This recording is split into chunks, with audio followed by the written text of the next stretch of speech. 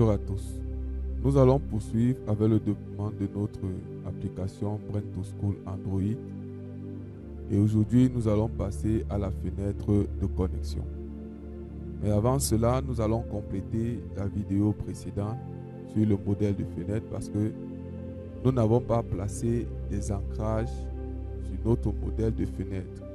Et du coup, lorsque la fenêtre va par exemple s'agrandir, les ancrages ne vont pas bouger avec notre fenêtre. Vous voyez, les champs ne bougent pas. Et donc, ce que nous allons faire, nous allons ajouter des ancrages. Déjà sur notre super champ, nous allons lui donner un ancrage en longueur.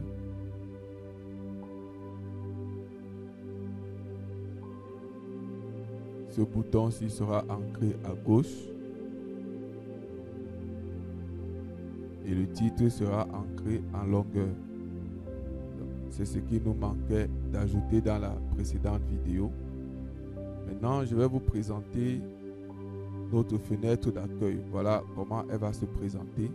Là, nous avons des boutons avec des images. Ici, nous avons mis un autre super champ avec d'autres boutons. Et nous avons déjà placé les divers ancrages. Ici, nous avons un champ fenêtre interne dans lequel il y a une fenêtre interne avec d'autres menus que nous allons dérouler. Donc voilà comment se présente notre fenêtre d'accueil.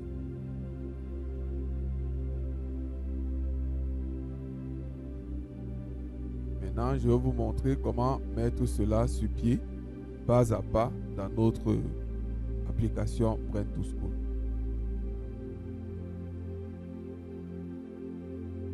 Nous allons donc commencer par créer une fenêtre dans le modèle de fenêtre que nous avons défini.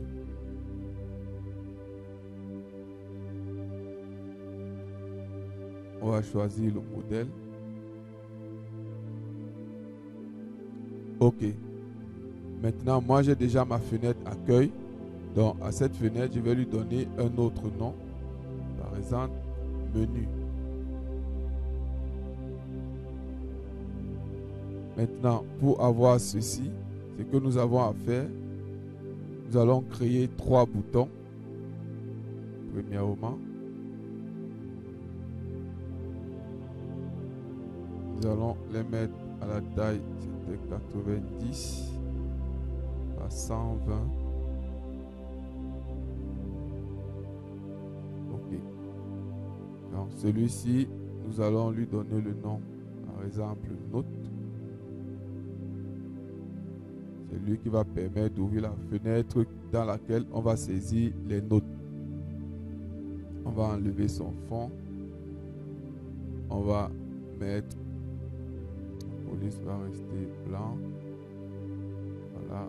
Et dans le fond, on va enlever le blanc.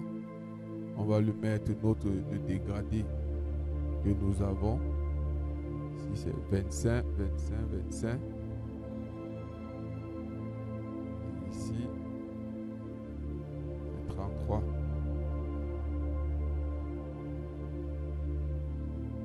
OK. On va un peu arrondir à 12.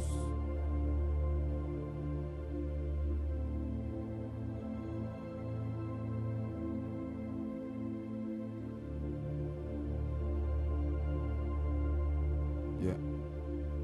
Voilà notre fenêtre. Nous allons le dupliquer 3 fois.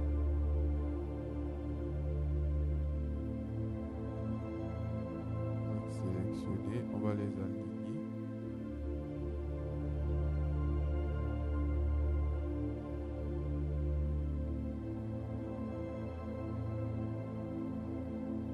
On ajoute l'ancrage.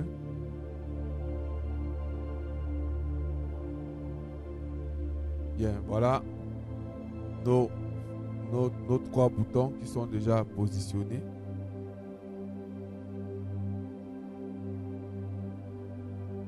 Je vais juste améliorer le style comme chez moi. Voilà. Et on va changer le style partout là.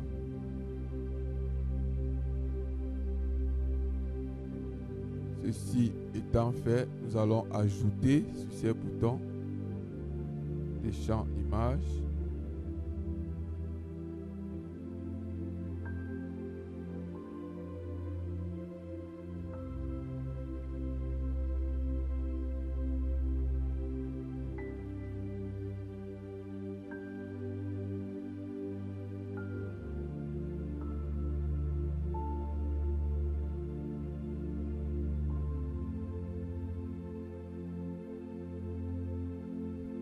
On va ajouter des libellés.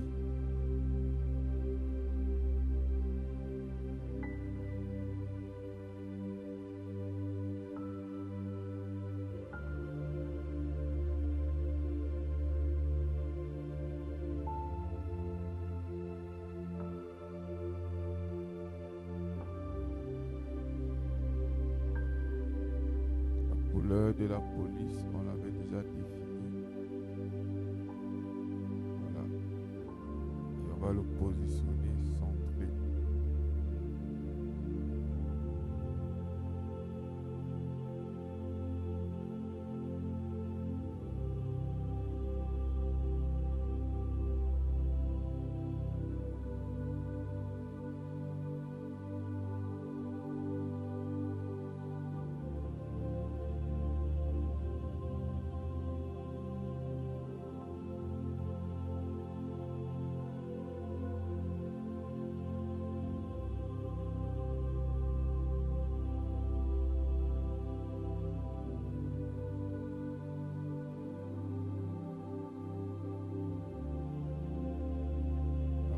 Vous allez faire comme ça et multiplier les mêmes informations et après vous ajoutez les ancrages. Ok, maintenant pour la partie du bas, ce super champ qui est ici, c'est un super champ. Donc on va prendre un super champ, on le met tout en bas à la taille 50.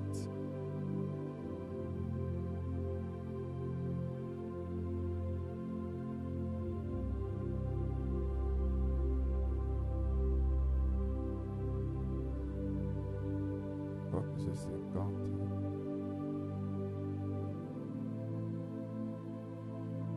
Plutôt 65.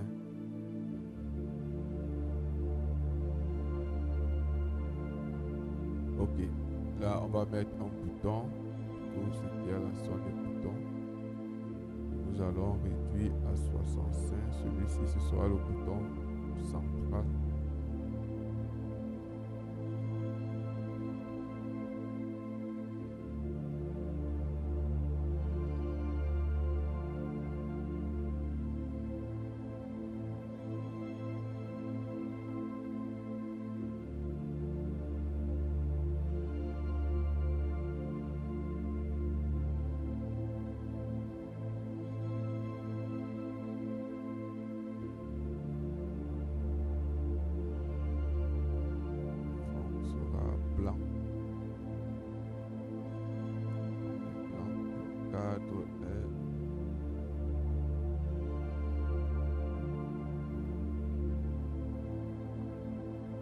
Nous allons ajouter là-bas une image.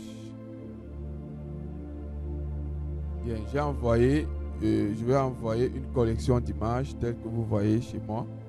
Et vous pouvez télécharger et placer des images telles que vous voyez à l'écran. Bref, voilà comment vous pouvez faire ça. Maintenant, pour le scroll, le menu qui scroll ici, pour faire ce menu qui scroll, vous allez créer une fenêtre interne.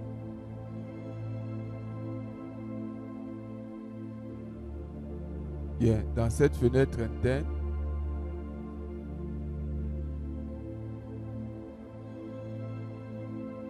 tel que vous voyez ici, dans cette fenêtre interne, j'ai placé un champ de disposition. Dans ce champ de disposition, j'ai ajouté des zones. Voici une zone répétée. Ça, c'est une zone répétée horizontale. Donc, vous ajoutez une zone répétée horizontale. C'est ça ici. Au lieu d'une zone répétée verticale, vous ajoutez une zone répétée horizontale. Et après avoir ajouté les zones répétées horizontales, vous pouvez mettre le design que vous voulez sur Ici, c'est un libellé qui sert de fond. Donc, vous avez votre champ de disposition là. Vous ajoutez des zones répétées horizontales. Vous placez des images. Ici, c'est un libellé dans lequel nous avons mis le fond. Et là, vous avez votre titre avec toujours le même fond en dégradé. Et votre titre là, le titre du menu qui est en dessous. Bien, voilà. Ceci étant fait, nous allons donc passer au code de la zone répétée. Voici quelques images que j'ai utilisées et qui sont importantes de placer là. Maintenant, dans le code de la zone répétée, dans le code de la fenêtre interne, il y a cette procédure à son initialisation. Cette procédure, nous avons listé dans quelques fonctionnalités que nous allons mettre dans la version Android. Donc, que voici. Au niveau du menu ou du module Economa, nous avons la somme encaissée. On va lister tous les montants qui ont été encaissés, état des paiements, le contrôle de la scolarité. On va également pointer les heures des cours effectués par les enseignants à partir du téléphone. On avance au niveau du module scolarité. Donc, dans la zone répétée scolarité, nous aurons enregistré un élève, dossier des élèves, liste des inscrits, absence des élèves, photo des élèves. Parce qu'au niveau de photo des élèves, on va permettre de filmer un élève pour enregistrer sa photo dans la base de données directement. Changement de classe et gestion des effectifs. Donc voici quelques fonctionnalités que nous aurons. Et chaque fois, dans la zone répétée, nous avons l'indice. Il faudrait que l'indice ici soit le même indice que dans la version PC. Faites attention de changer des indices. Gardez les mêmes indices que dans la version PC parce que la gestion des droits se fait avec ces indices-là. Et ici, nous avons à la fin l'image qui va se placer. Au niveau de la description de la zone répétée, nous avons, voici la description de la zone répétée. Nous avons comme 3 colonnes ou 3 attributs, l'indice, le menu, c'est-à-dire son libellé et l'image. Vous savez que les versions Android, téléphone, quand il y a les images, c'est plus attractif, c'est plus agréable. Donc, c'est pourquoi nous avons mis ça, nous avons ajouté des images ici. On repart dans le code. Dans le module scolarité, voilà ces différents menus, les différents menus que nous aurons. Dans le module examen, nous avons jumelé examen et statistiques dans une seule zone répétée. Donc, nous allons charger la zone répétée examen avec la saisie des notes, le bordereau des notes, le bulletin de notes, le procès verbal, le taux de réussite et les meilleurs élèves. Chaque fois, vous allez voir qu'il faut changer les images là pour que ça donne des images différentes. Au niveau du menu messagerie, on a tout ce que vous voyez là. Donc voilà, pour ce qui concerne le code de notre fenêtre interne menu. Donc chaque fois, et maintenant on va commencer à scroller pour voir, on va scroller horizontalement et scroller verticalement. C'est pourquoi nous avons placé ici des zones répétées horizontales. Et lorsque nous revenons dans la fenêtre accueil, on a ajouté ici un champ de fenêtre interne. Dans ce champ de fenêtre interne, nous avons donc appelé la fenêtre interne que nous avons créée. La voici. Nous avons appelé cette fenêtre interne que vous voyez à l'écran. Et cela se charge donc lorsque nous allons lancer notre application. Et maintenant, tout en bas, nous avons ici ces 5 champs. Ici, là, pour rechercher un élève. Ici, pour ouvrir directement la fenêtre des bulletins. Ce bouton va nous permettre d'entrer dans le profil. Si un utilisateur veut changer son mot de passe, il peut entrer dans son profil. La configuration nous permettra de changer les configurations du système. Et sortir, c'est pour se déconnecter. Donc voilà comment on se présente. Chaque fois, nous allons ajouter les codes derrière, que ce soit les zones répétées, horizontales ou derrière les boutons pour ouvrir les fenêtres dans lesquelles nous allons travailler. Bien, nous avons déjà placé quand même quelques codes au niveau du bouton sortie. Voilà le code que nous avons écrit. Ici, nous allons changer un peu parce que ces boutons-ci ne sont pas importants. Donc, on va ajouter ici à l'initialisation. On va dire qu'on ne veut pas voir ces deux boutons-ci. Donc, à l'initialisation ici, on va dire bouton validé visible est égal à faux et bouton ajouté visible est égal à faux. Ok. Ce bouton de retour en principe doit pouvoir retourner à la fenêtre de connexion.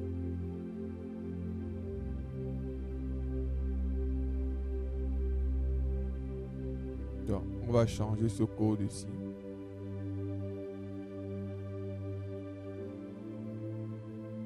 Et on va lui donner plutôt un autre code. On va lui dire utilise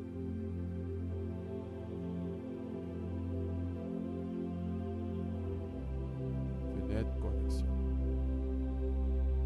Ok. Ceci va donc obliger l'utilisateur à se reconnecter.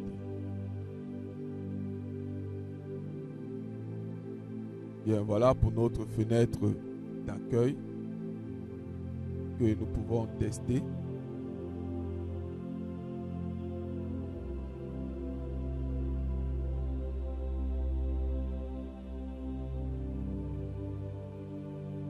Voilà, vous voyez, c'est ici, on scroll.